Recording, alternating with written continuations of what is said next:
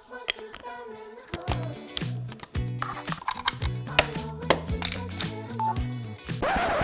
the?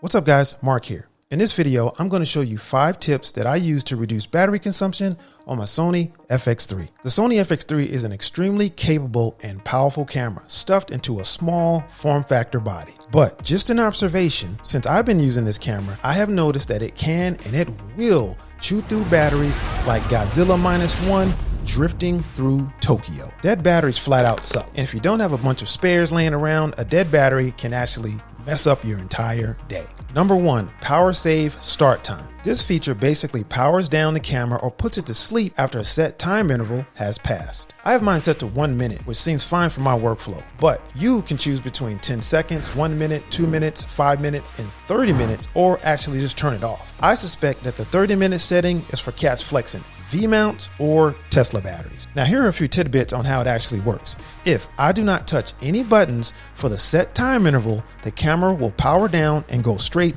night-night. Pressing the shutter button, focus magnifier, or the play button snap the camera back to life and it's ready to go to work. To enable it, go into the menu, number 8, power setting option, power save start time, select your desired setting. Number 2, change the display quality. Sony actually says this feature when set to high can drain the battery. But to be honest with you, my tired old Rip Van Winkle eyes could not see a difference between the two choices when I toggled between the two settings. So I'm not sure if it really does drain the battery, but Sony built this freaking thing, so I'm gonna roll with what they say. To check or change this setting, go into the menu. Go to setup, number 6, monitor display quality. Verify standard is selected. Number 2, or let's call this 2B, monitor brightness. When using a built-in monitor, I find myself changing this setting to high when shooting outdoors in the bright sun. If I bring the camera indoors, it's bright and you can almost feel the radiation being absorbed by your eyeballs when looking at it. Just kidding, but it is bright. So if you're needing to conserve battery, remember to turn the brightness back down because keeping that little tiny screen lit up to try and overpower that nuclear reactor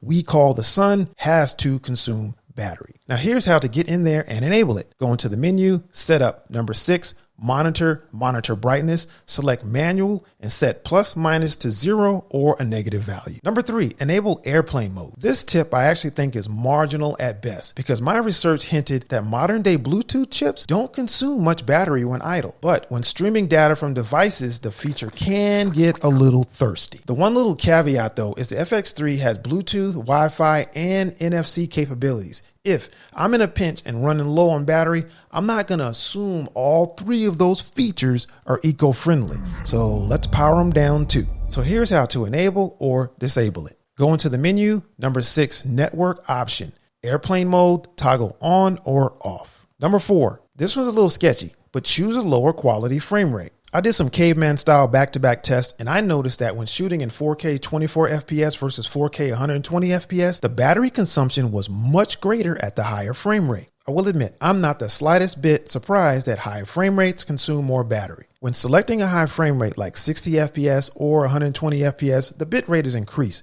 which means more data is being pushed through the camera to process, which in turn requires more power. Now, to adjust the frame rate, go into the menu, shooting, number 1, image quality record, file, format, select the frame rate you want to adjust. Number 5, Synco, hook up a USB power bank to reduce battery consumption. Now this little hack when used with the correct USB power brick can slow down the inevitable, but it won't recharge the battery while the camera is running. Sony suggests a device that is compatible with an output of 9 volts 3 amps or 9 volts 2 amps. I found this one on Amazon for $35 and it's rated at 5 volts 3 amps and it does a pretty good job. All right, peeps, that covers it. In summary, we went over 5 tips to help save battery life on the Sony FX3. Number 1, enable power save start time. Number 2, change the display quality from high to standard. Number 3, turn off all wireless capabilities by enabling airplane mode.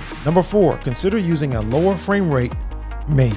Number 5, plug in a USB power brick to slow down the rate of battery consumption. This won't charge the battery when shooting, but it will buy you some additional time.